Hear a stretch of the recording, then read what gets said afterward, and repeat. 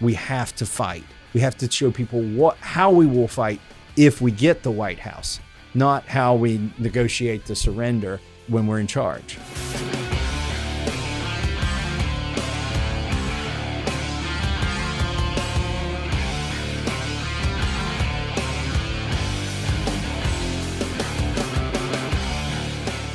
Congressman, thanks for coming on the Gun Politics Podcast. I know it's a busy day here in the swamp, and as always, and thanks for coming over. Well, thanks for having me on, Patrick. Yeah, we've got a busy day in judiciary.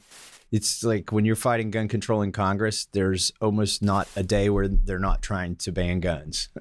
Yes, absolutely. So we're right in the middle of probably the biggest assault on our Second Amendment rights in decades, really. I mean, we've had little nibbles here and there, and on the House side, Pelosi and them went for it all.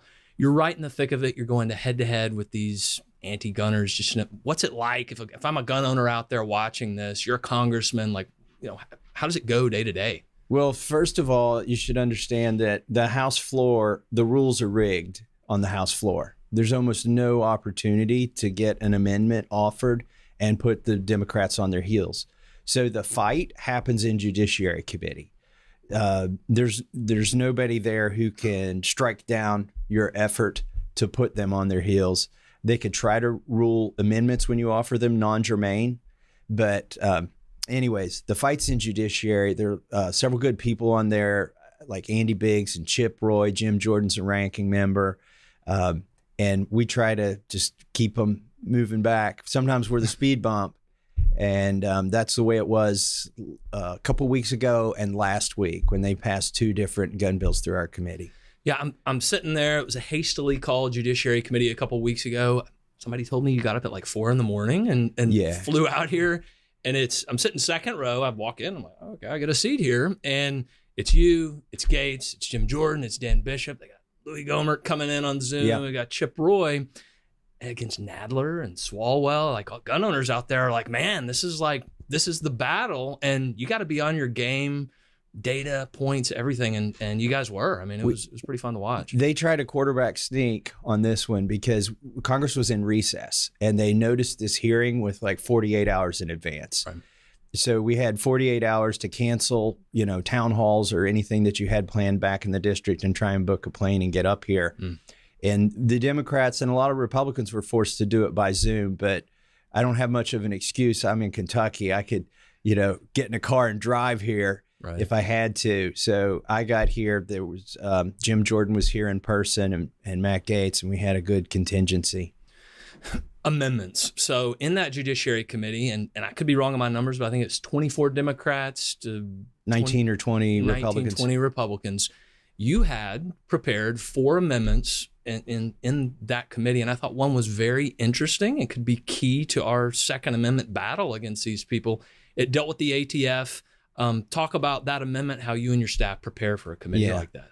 Well, let me describe the 6 bills that were in the gunnibus. It's like not an omnibus. I started out my opening statement by pointing out that none of the 6 titles would actually do anything to stop the shootings that they're supposed to be responsive to. So they introduced 6 bills in one bill to kind of make up for it in volume. Since none of them will work, let's just bedazzle everybody and do 6 things at once. Right.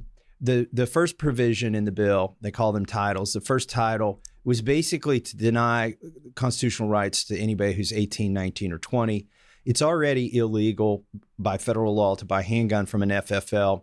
This first title in their provision would extend that to long guns. So any shotgun or rifle that's a semi-automatic and takes a detachable magazine. So they're calling that like an assault weapons ban for people under 21. You should begin to understand that they are going to call everything an assault weapon because it's any semi-automatic that takes a magazine. And scary looking. Scary looking, yes. That was one provision in the bill. There was a provision to ban homemade guns, ghost guns, as they call them, 3D printed guns. There was a provision in the bill that seems redundant until you start looking at it. Anytime the Democrats introduce a bill and make something a crime that's already a crime, you have to look at what new thing are they trying to capture in this bill that goes above and beyond. And so that was the case with the gun trafficking bill. They created new crime of gun trafficking, but it's already illegal to lie on your 4473 and say you're buying that gun for yourself if you intend to give it to somebody else who's not a member of your family, for instance. So those were a few of the provisions.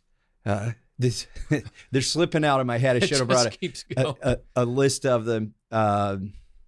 Let's see, 3D. They'll come to me later, as we talk about the amendments, because I remember my amendments on these bills. Yeah. Another amendment, I think, was.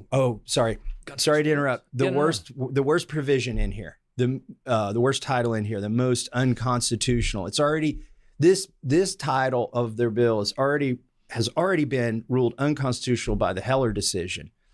And that the title that I'm speaking of is they call it the Safe Storage Act, where it requires you to have your guns locked up at home. The criminals would absolutely love this bill to happen. And I also pointed out all 6 of these bills have the flaw that criminals don't follow gun laws, right? The gun laws are the least of their worries if they're going to murder somebody. All they do is infringe on law-abiding citizens' rights. But in this case, it would be beneficial to a home invader to know that a law-abiding citizen is going to take 90 seconds at least to access their firearm. Fumbling with it. Yeah, and the reason it's already unconstitutional is in the Heller ruling, they said that DC's requirement that Dick Heller keep his gun disassembled and unloaded went too far on the Second Amendment. So those are 4 of them. I know why I forgot this one, closing the bump stock loophole. Right. They've already banned that administratively. They just want to do that by congressional law. And then finally, large capacity magazines. And my colleague Greg Stubbe did a great job. If anybody's seen that clip, yes, he had to do his testimony or his questioning from home. But the benefit of being in his own home is he could get out guns and show the Democrats the things that they've never even, touched or used, unless they've been in a gang, which is possible for some of these Democrats. But, and he pointed out, he would bring out, various firearms, SIG, a Glock, and show them that their magazine capacity ban, that's the last provision in this bill, would basically make just a common Glock or a SIG illegal. Right. Because they are designed to take magazines that are greater than 10 rounds. So this is how they effectively ban certain firearms, by banning the magazines they take. And unlike the magazine ban in 1994 that went along with the so-called assault weapons ban, this would not allow you to transfer magazines that were in existence. So if you have one, you can keep it. But if you try to give it to somebody, sell it to somebody, go straight to jail, federal violation. The reason I think Greg Stubbe, the reason I say he did such a good job is they actually changed the bill. There are only 2 people that got this bill changed in that committee. Me with one of my amendments, and Greg Stubbe by demonstrating the ridiculousness and how many guns they were going to end up banning with this large capacity magazine ban. So between the Judiciary Committee markup and when the bill hit the Rules Committee, they changed the capacity from 10 to 15. Wild stuff. Yeah. I know when he brought those guns up, maybe I was dozing off a little bit. Yeah. You look, right. It's like, SIG. And I was kind of jealous because I was in the committee and they would frown upon, you should have zoomed in. Doing that in the committee. Yeah, you could have done it. Now, here's, and let me just give you an example of why these laws don't work.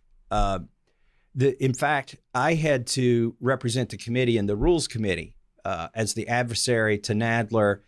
After a bill comes out of its committee of jurisdiction, in this case, Judiciary, it goes through another committee, Rules Committee, where they stack the rules against you. Yeah. But there's a debate that happens there that not too many people watch, but you can score some points. And the chairman of that committee, he said, we need this bill, this large capacity magazine ban, to stop shootings like the one at Virginia Tech. Well, there's just one problem with that. The shooter at Virginia Tech had 17 magazines. Most of them were 10 round. That's right. And there were a couple 15 rounders. And none of the magazines that were used at Virginia Tech would have been banned by this bill. Was this McGovern? Yes. Who said that? Yes. And then also, if you look at Columbine, I think it was like a carbine Right. that one of the shooters carried, and he had 13 10-round magazines. So it's the radical ridiculous. left. I mean, they're fed these talking points Yeah. by Every Town and Hogg and all these people, and it's just, I think the more we have actual gun people like you and Stubby and maybe Clyde and some other people's around, the Hill. I mean, you may know who they are better than I do, but like that information is really good to just slap them. Slap them back, politically speaking. So, well, and they don't like to hear the information because they've got all their preconceived notions that are wrong, like their talking points. One of the talking points they used is that crime went down during the 1994 to 2004 assault weapons ban because of the so-called assault weapons ban. Now, crime did go down, but it wasn't because of the assault weapons ban, because only like 3% of crime, gun shootings, homicides involve a long gun. And that's what the so-called assault weapons ban was about. The other problem with their statistics, or they don't use statistics. They don't actually attach numbers to this. They would be easily proven wrong. So they just use words and emotions.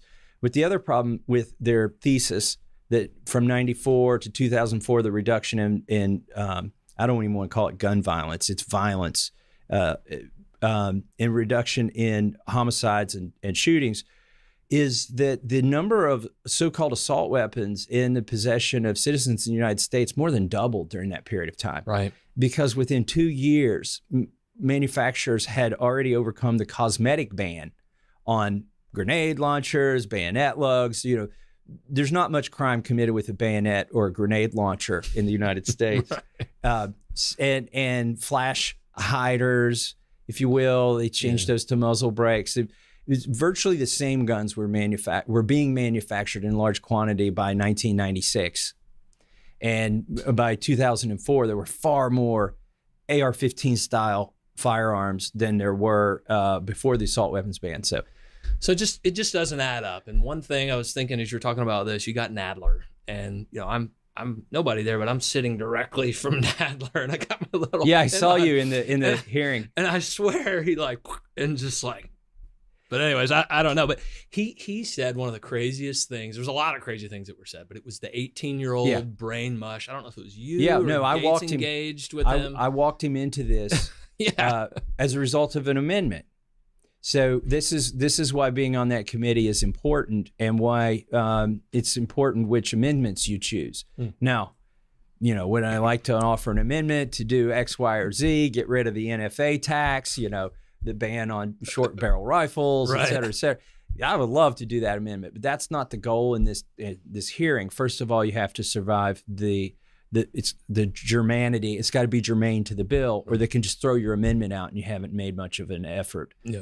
So it's got to be germane to the bill, and your goal is either to get them to change their bill, to reduce the severity of the bill to the degree you can, kind of triage, or just make them take bad votes. Make them point out their hypocrisy by making them take these votes, because you can force the roll call, and we almost always do in that committee, just to drag them. Yeah. So I offered an amendment, to your point on the brains being mush.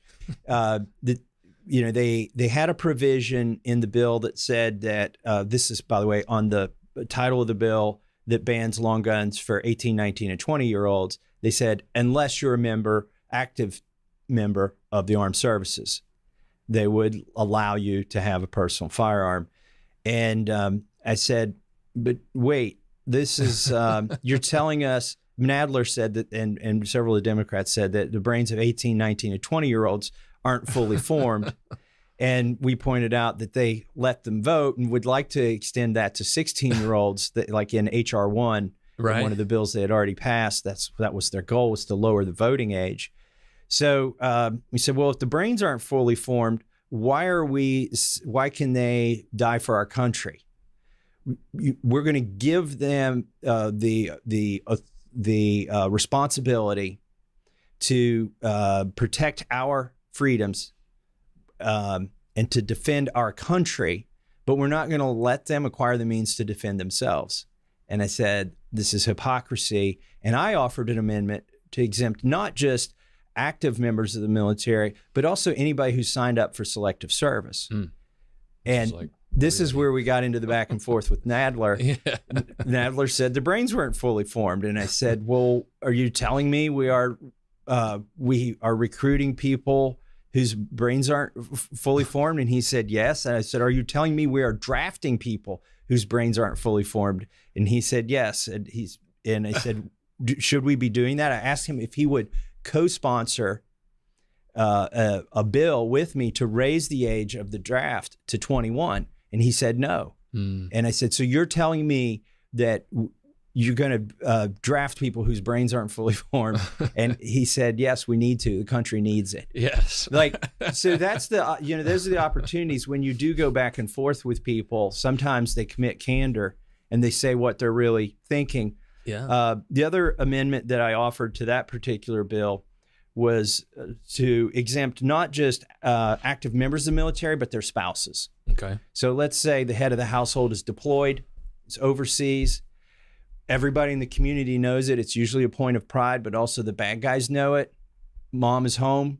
20-year-old mom, husband is overseas. Why are we going to tell her that her husband could die overseas protecting this country, and we're going to deprive her of the right to protect her and her family?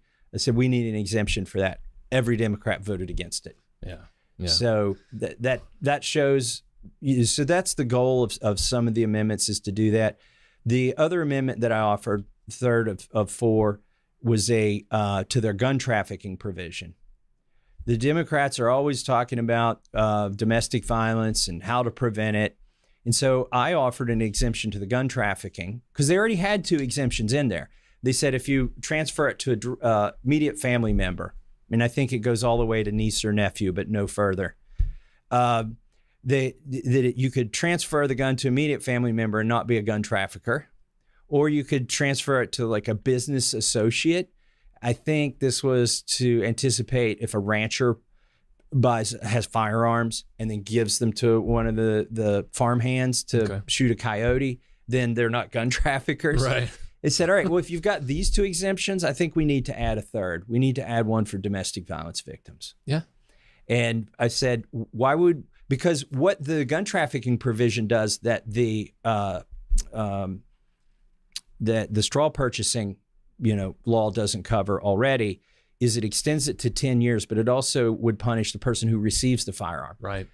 So not only would they prevent somebody who's a victim of domestic violence from becoming further victimized with this bill, they would prosecute them for gun trafficking if, say, their neighbor gave them a gun to help them protect themselves because they couldn't get there soon enough or couldn't get to a gun store or otherwise acquire the firearm. I said, why don't we have another exception in here? You've covered family members, you've covered the ranchers. Let's cover domestic violence victims. And this actually turned out to be a bipartisan amendment because one Democrat who I think has a close election voted for my amendment. And this is the other thing you do. You put them in the crosshairs in their elections at the ballot box for in primaries and generals if they vote against domestic violence victims, which 23 of the 24 Democrats did. And some of these votes too could put them in the bad graces of their radical left funders, right? That's right. Piss them off and say, hey, we're not giving you any money, and deprive them of resources. I mean, I don't know how their side works necessarally, but that could be the case, right? It's very intolerant. They eat their own over there. Yeah. So then the final amendment that I offered was, by the time I beat them up on domestic violence, no pun intended, was legislative violence, I guess, in there. And made them take the votes. I offered an amendment that I have actually offered before in this committee. I worked on it for 3 years with Dr. John Lott, author of More Guns, Less Crime, and several other good books that go through the statistics. He pointed out to me that if you are a black male, you share within racial and ethnic groups, we share common names. If you're Irish, you might have an Irish name. For instance, if you're African American, you may have a name that's similar to other African Americans. If you're Hispanic, and what happens as a result of that, because the NICS background check is so sloppy, they go by phonetic spellings. They don't go by your exact birthday or your exact spelling of your name. if you have a name that's similar to somebody who's been convicted of a crime that's punishable, maybe this person didn't even serve that period of time, but if it's punishable by more than a year, that person, your doppelganger by name only, right? If they're in trouble, now you're in trouble. When you try to buy the gun, you get denied. And a lot of these denials can't get overturned on the first pass. There's several levels of denial.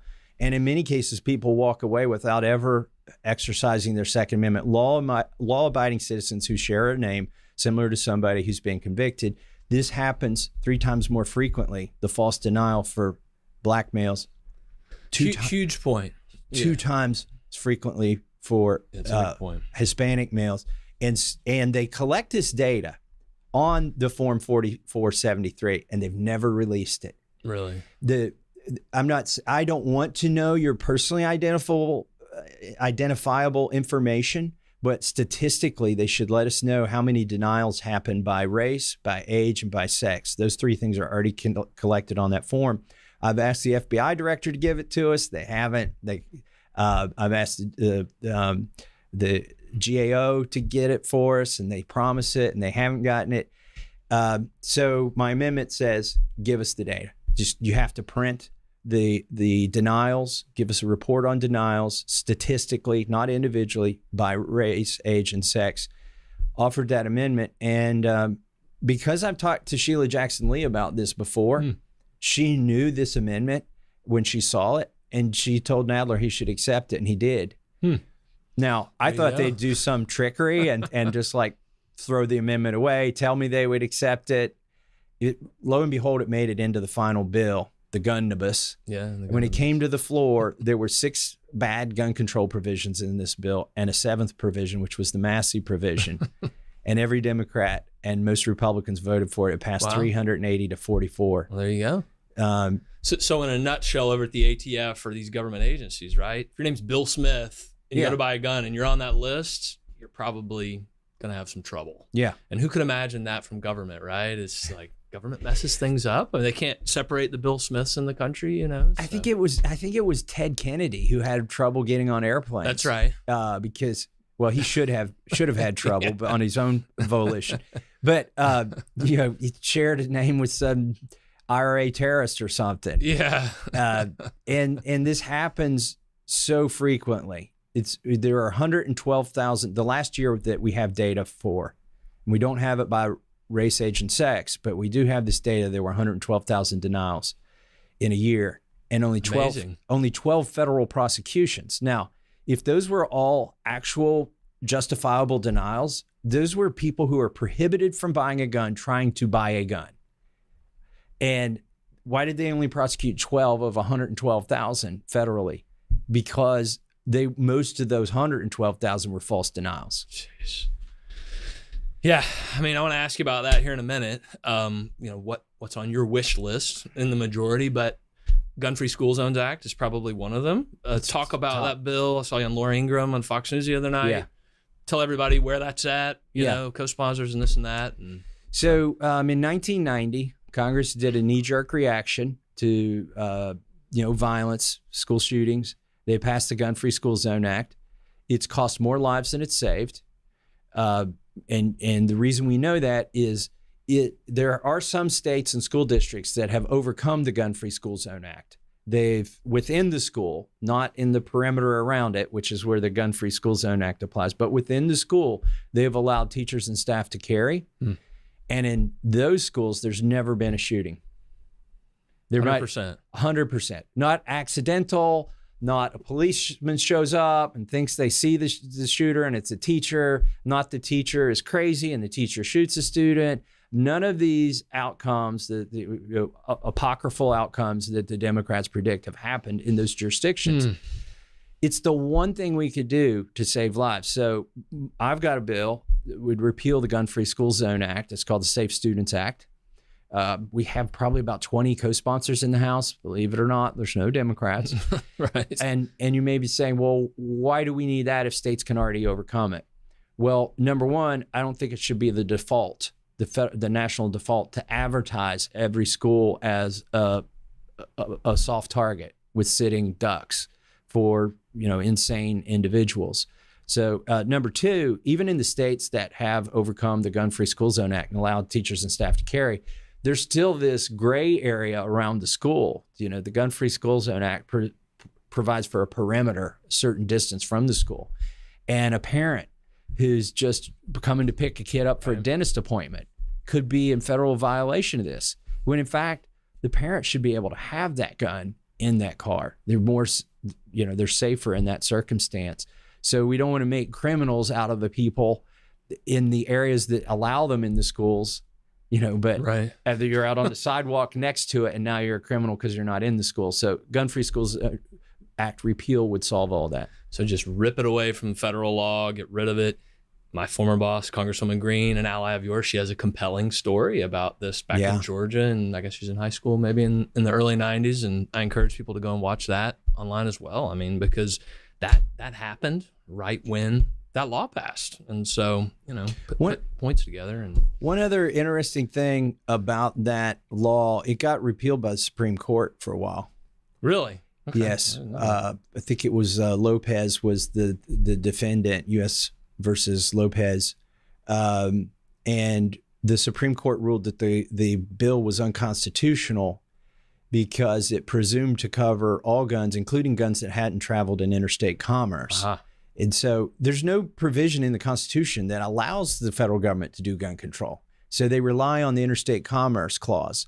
Well, they didn't have that specifically stated in the original Gun-Free School Zone Act. So it got shot down by the Supreme Court within 5 years of it happening. And then Congress came back and added a provision that said for guns that have traveled in interstate commerce. Now, the reason I bring that up, Patrick, is the Democrats introduced these 6 gun control bills, and some of them have that clause that says guns that have traveled in interstate commerce, and some do not. Okay. And in fact, the one that's self-conflicting is the 3D printed guns. By definition, when that gun comes into existence, unless your 3D printer, like you're walking across the bridge from one state to another or something while it's printing, it hasn't traveled in interstate commerce. So on its face, that is unconstitutional because of that 1995 Supreme Court ruling. And because some of these gun bills concede that they could only regulate guns that have traveled in interstate commerce, they point out that the bills that don't have that in it are unconstitutional already. Wow. Okay. Hint, hint, if you are a Supreme Court justice and you're watching this.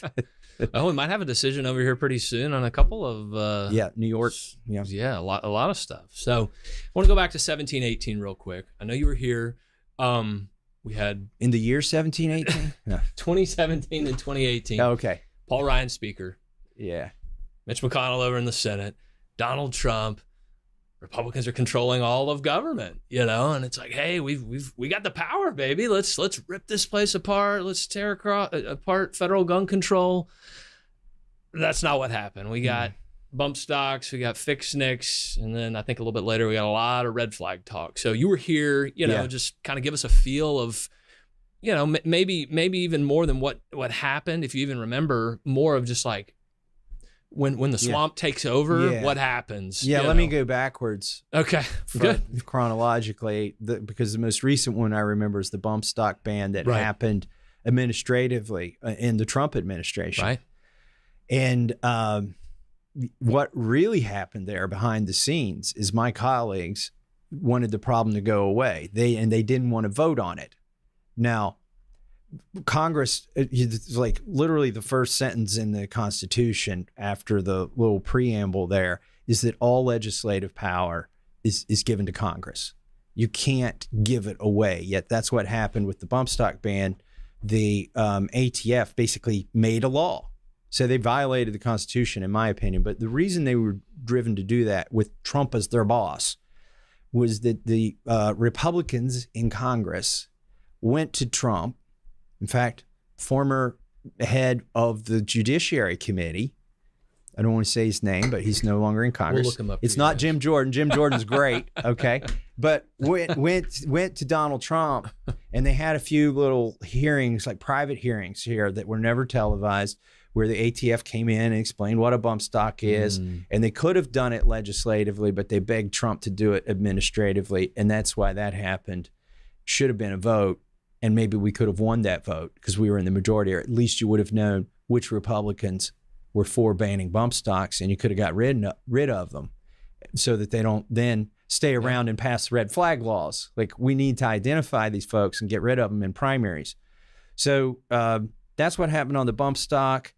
Fix NICS. That was a mess. You can't, number one, they don't want to fix NICS. They can't fix NICS. Right. There's so many false denials, and the argument was to add more people to the list. Well, they want to dump like everybody on the no-fly zone in there, anybody in any government database. Obama tried this with Social Security.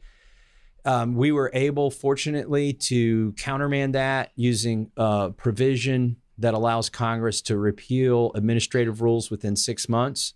You're almost never able to do it because if you repealed it, the president wouldn't sign your repeal. And so you're trying to countermand a president, and then he has to sign the countermand. It doesn't happen. But with Obama, he did the Social Security ban in his last few months of office. It went into effect. And so when Trump took over and we were in the majority, we were actually able to use that provision.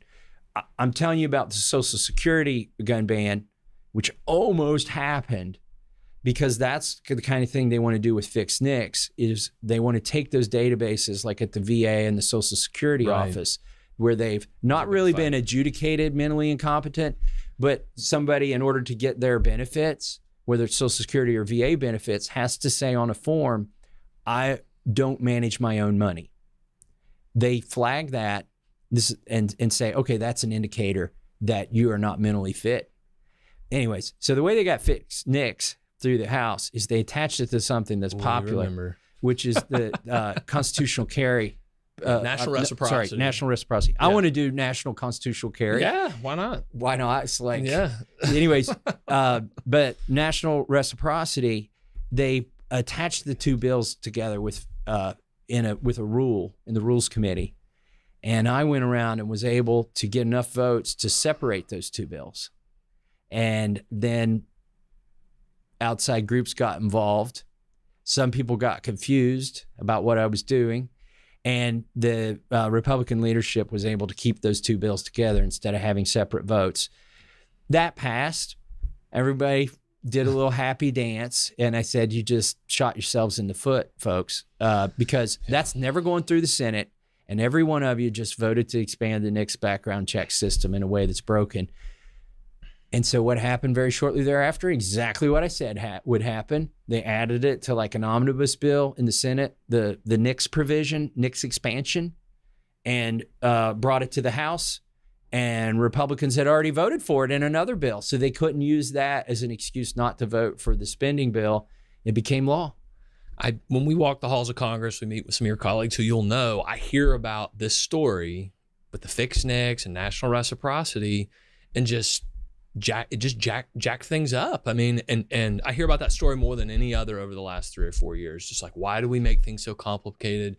Why do we make things so difficult? It's so simple, you know. But and that kind of leads me into the just think if you'd had a Thomas Massie here in 1986 when they passed McClure-Volmer Act, and somebody by a voice vote or something snuck in the prohibition on NFA items from 86 and afterwards. I mean, that's the kind of chicanery that happens here. And then when you're the good guy and you know, you're trying to stop bad legislation and you're trying to point things out, if somebody had done that back then, somebody would have been yelling at them, because you know what that 86 bill did? It allows you to travel interstate with a firearm. Very popular provision, and they stuck that other thing in it. Congress needs to vote on this stuff separately, or else you're going to take 1 step forward and 2 steps back with every vote. Speaking of Congress, again, you're in Congress, obviously. Looks like Republicans are going to win in November. Big majorities. You know, is it 225 or is it 250, 260? Is it 240? I don't know.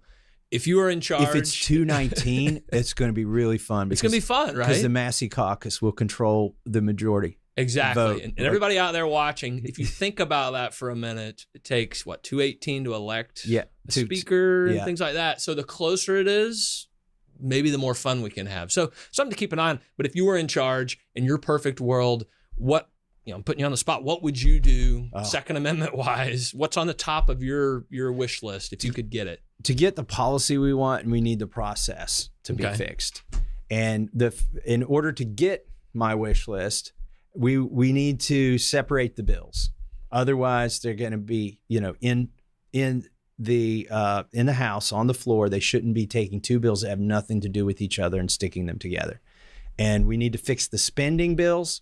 So, for instance, Patrick, you could I call these three-letter agencies the pet snakes: the ATF, DOJ, FDA, CDC. Just go down the line. We feed them and take care of them when we're in the majority and when we have the White House. And then we wonder why they bite us when we go into the minority or the White House changes hands. The way you get the behavior you want, because we've already given them way too much authority to make regulation, is you countermand it with cutting their funding or prohibiting them from doing things with funding. None of the funds hereby appropriated shall be used to do X. That's my favorite form of legislation. And you can't do that effectively inside of an omnibus because you get blamed for shutting down the government because you insisted on your provision. But if you pass a separate bill that funds the national parks and a separate one that funds NASA and one that funds the roads, separate all these bills, send them to Joe Biden. If he doesn't sign it, he gets blamed for shutting down the roads or the national parks or NASA. Okay. But then when you get to the bill that funds the ATF, you stick 10 things in there. None of the funds hereby appropriated shall be used for X. Now, the problem with those type of amendments, they only last as long as the funding lasts, and we'd rather have permanent law, but you're not going to get that with Joe Biden as president. We got a period of 2 years. We've got to be smart. We get to control the process. So we should do, and by the way, I'm not saying to rig the process. I'm saying go back to the process the founders intended. Let's just even go back to the 80s and 90s where they did process. And if we use the right process, we can actually we won't be on defense when Joe Biden is president and we're in the majority. Speaking of the ATF, you talked about the bump stocks, and that was Republican regulatory, stuff. And, now we have, I think in August, uppers and lowers, the ATF and all sorts of stuff they're going to be doing. It's almost like, and also the brace. The brace. It's almost like Republicans just, you said, shoot ourselves in the foot. Not literally, but like when we do, and I'm a Republican. When we do things that then the Democrats just jump all over, and of course the president can do things for the ATF. Trump did it. Right. The Trump administration did it. You're in the Congress, and I think people want to understand, like, why does the ATF exist? Well, it's because the Congress, I think, gave them the power to exist. Oh, absolutely. And you're going to have oversight in the next Congress. Let's bring these people in. Let's ask questions. Let's find out who's making decisions. And hopefully you're on judiciary and you can do this. Look, the ATF isn't in the Constitution. No. The FBI isn't in the Constitution. The Attorney General isn't in the Constitution. All of these elements of the executive branch are creations of Congress. We created the ATF. We created the FBI. We created all of these things. And we are therefore responsible for their oversight. And that's something that we can do when we're in the majority and don't yet have the White House, is oversight. And we need to be digging into all of this. All of the three-letter agencies need to be held accountable and answer us instead of stonewalling us. Absolutely. Last year, I was here more than I am now. I was with Congresswoman Greene. I saw some of the craziness. By the way, I love Marjorie Taylor Greene. Don't we all, right? I mean, but I like her for a reason that a lot of other people can't claim, and that is, I used to be the most hated person in Washington, D.C. It's a badge of honor. She's taken that from me. Well, not completely. I'm just the most hated man now. Okay. Well, there you go. There you go. Well, I saw, I'd been around Congress and state level politics and this and that, and I knew it was crazy, but I didn't realize just how rigged the system and how crazy it is. And, I felt privileged, when I look back on it, to be around Marjorie and Massie and Gaetz, who I think y'all kind of found like, hey, we don't really care about what the swamp says, and we're independently minded, and you kind of just found each other and you fought a lot of battles with each other. if gun owners are out there and they get it, the system's rigged, whatever, like we need more of those independently minded people. Yes, you can be a Republican, whatever, but how important in your mind, and the quote that Samuel Adams, I don't know if it's real or not, but it's a small minority setting brush fires in people's minds. And I felt like looking back on it, that's what y'all do. You're still doing it to this day. And hopefully there's some more reinforcements coming in. Yeah, in 23. We've got some reinforcements. They're great. Some of their names you don't know, some of them you do know. My co-chair now, I used to be the benevolent dictator of the Second Amendment Caucus. Yes. But I entered into a power sharing arrangement with Lauren Boebert. Right. And our deal is she's the co-chair and does all the work. And there you go. Smart. And I get half the credit. Of course, now that I've disclosed our deal, probably people won't give me any credit anymore. But no, there's other good people and people who've been in the trenches with me for as long as I've been here, like Paul Gosar and love Gosar. And Andy Biggs, who came on a little later, but has been in the trenches with us. We fought a lot of these battles together before the new folks got here. I'm looking forward to new ones who are coming. I just met J.R. Majewski from up around Cleveland. Isn't it like, hey, you thought 22 was crazy. How about, or 20 was crazy. How about 20? I'm not saying he's crazy. I'm just like, crazy's good to me. Right. I mean, well, anything that's sane outside of the Beltway looks crazy inside of the Beltway. Exactly. So we need some more of those. He's very independently minded, and there are a dozen candidates out there like that. There are a dozen here whose names you don't really know because we've not really had a lot of fights. But here's what they're in for. And a lot of them don't know this. Now, folks like Andy Biggs and Paul Gosar know this because they've been here when this happens. But when we get in the majority, too often when these issues come up, like let's say the media spins up, this narrative of gun violence, which is just violence. The guns aren't committing it, but they do that.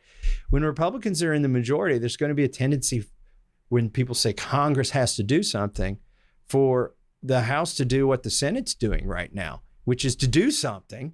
And oftentimes it's to negotiate our surrender. And then you're going to get pressure. And, I've been here when we're in the majority. And Louis Gohmert once told me, we were in a conference and they were using a football analogy. And they were like, all right, Republicans, when the quarterback, snaps the ball, you're all on the same team, And Louis Gohmert leaned over to me. He says, if the quarterback runs for the wrong end zone, I ain't blocking for him. In fact, I might have to tackle him. Right. If they're trying to score for the other team, are they on your team? So, but they're going to be in a new situation where they get whipped. And, nobody in the last 3 years, with the exception of some of the stuff Trump wanted while Pelosi was speaker, but for the most part, no Republican, while Pelosi has been speaker, has gotten yelled at by the Republican whip structure and leadership team. They've not had their max donors call them up and say, if they haven't seen that yet. They haven't got a call from Joe back home, who they've known for 5 years. Joe's a max donor, solid as a rock. And Joe is telling them to get on the team and vote with Republicans. But Joe has been sold a line, a bill of goods by the leadership, or somebody got to Joe, and they're getting, this hasn't happened to them yet. And it's going to happen. And this is when we'll sort them out. And but you're right. We need enough good people so that if our team runs for the wrong end zone, we can say, nope, you don't have 218. It's funny. Not funny, but during COVID, it was November, right after I was with the Congresswoman. She wasn't a Congresswoman yet. And you'll understand this. They have what's called orientation, right? Freshman orientation for like 45-year-old men and women, like high school again, right? Hey, this is what you do. This is what you do. And because it was COVID, I think we were sequestered. I was official staff. We were sequestered over at like one of the hotels down here, and they put you on a bus and you go back and forth to the Capitol and you go through basically like lessons, not only for staff, but for members. And so I witnessed it in the minority, and there's a speaker's vote, and I would see tweets like, I'm not going to name any names, so-and-so has just been named to the whip team as a freshman. And I'm like, I remember talking to my colleague, I was like, oh, he's gone. I thought he was good. He's gone. And I can only imagine the pressures in the majority with the power of maybe the purse in the Congress and committee assignments, et cetera, like people getting cornered, hey, come have coffee with us. We need to talk. Like that is how the swamp works, right? Yeah. And they hand out merit badges like conference chair, Yes. conference messaging chair.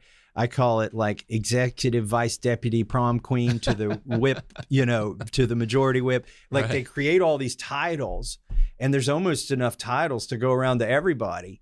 And they give you a merit badge as if like, I understood the motivation for that in Cub Scouts. But why grown adults, men and women, will sell their souls for a little badge or a jacket that says something on it, or a tie, or a pair of socks that's got the GOP logo on it. It's got an elephant on it. Yeah. I don't understand that. When I got here, I was a chairman, believe it or not. It's hard for me to even say this. It's almost unbelievable to me. I was a chairman of a subcommittee my first term. Really? Okay. Well, I should say for the first 3 months of my first term. Okay.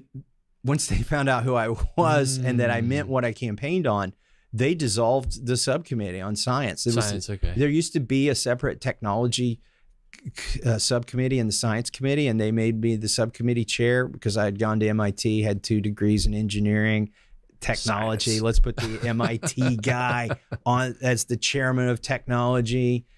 That lasted until I voted against John Boehner for speaker. And then they were very polite about it. They, unlike with Marjorie, where they just kicked her off all her committees, they made her more popular. They made her more popular. I think they knew that might have the same effect with me. So to deprive me of that notoriety, they just merged the technology subcommittee with another subcommittee and eliminated my position. That's what happens in the swamp. But as with Marjorie, it gave me more time. Yeah. To look at the things that mattered. Yeah. Last questions here, and I love it. I know you love it. I think I remember maybe seeing an ad for you 8-9 years ago or something. You're like with the Kentucky hills in the background. You got something. I don't even remember what it was. Maybe full auto. I don't know. Maybe not. But and then now in 2020, they have. And by the way, I always love it when I'm holding an M16. Yeah. And people say, "Oh, he needs more accessories on that AR," and they don't realize it's got the one accessory that. The switch. The only one that matters, yeah. Right? But it used to be the orange vest and fresh orange vest, Elmer Fudd campaign photo, like, shotgun over your shoulder or whatever. And then Marjorie comes in and it's like, we did an ad called Save America, Stop Socialism. Anybody can go back and watch it. She blows up socialism and the Green New Deal and all this stuff. It was great. It went viral. It was on Fox. You got Boebert. And she confronted Beta or whatever his name is. That was like a big moment, I think, for her. And she had the gun cafe and all this stuff. So like, it has to make you feel good that like we're using long black guns in campaign ads and not just like the, single shotgun, like marching through the creek or whatever. By the way, I'm kind of an amalgamation of all those ads. Okay. Like I did one with my years ago. I did one with my daughter. Okay. We're wearing the orange stuff, but she's carrying an AR style rifle. And I think I was too, but it's a different era. I mean, I don't know if you were Tea Party era, if you would call yourself that. I just think that this is Tea Party 2.0, and socialism is really here. I know a lot of us maybe define socialism different than you do. All of it's socialism, but like the country is really on the line. Wait, I'm a little bit older than you, so I'm going to go back even further.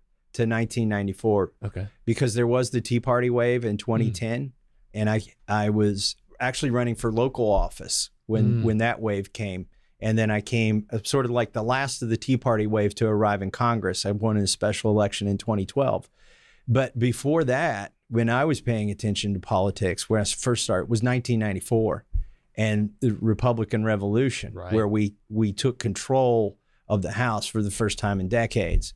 And people who've lived through that 94 experience and the 2010 experience say that what we feel now, it feels more like the 94 experience, which by the way was more sort of consequential The people that got elected, and they didn't sell out as quickly as sort of some of the Tea Party congressmen did. You know, that was fast. I see some of them walking the K Street and around the hill. Anyways, I won't. Here's what some of the Tea Party guys. Yeah, they're already lobbyists. There are people that came in the Tea Party wave, already did a little stint here in Congress, sold out, and they're already lobbyists. It didn't take them long. Yeah. But this, you know, in 2010, if you remember, Obama was president. Right. And what happened is the Tea Party wave was told, cool your jets, because I heard the same thing. We got to win back the White House.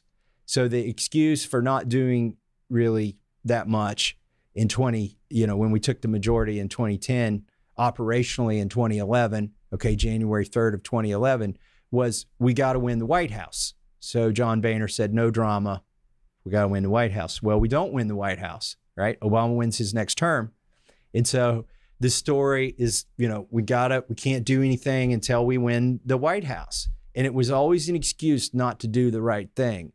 And that's what, just in closing here, that's what we've got to resist when we take the majority, is trying to play defense or safety because we think we're going to win the White House if all we do is nothing. Right. No, that's the recipe for losing the White House.